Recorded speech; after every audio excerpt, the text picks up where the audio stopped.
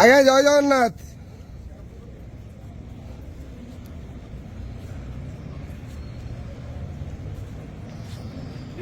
हरी बोला, हरी हरी बोला, हरी हरी बोला।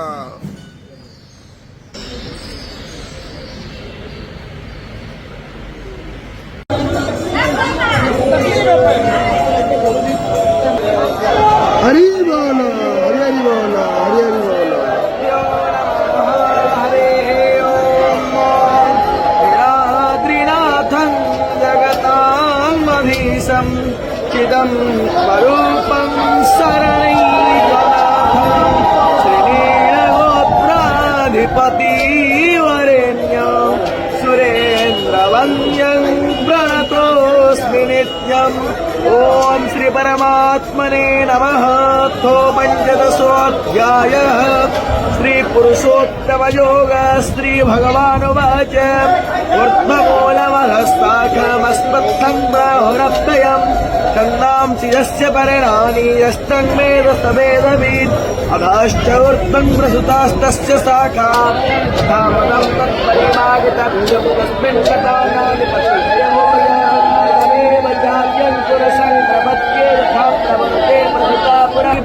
हरी बोला, हरी हरी बोला, हरी हरी बोला।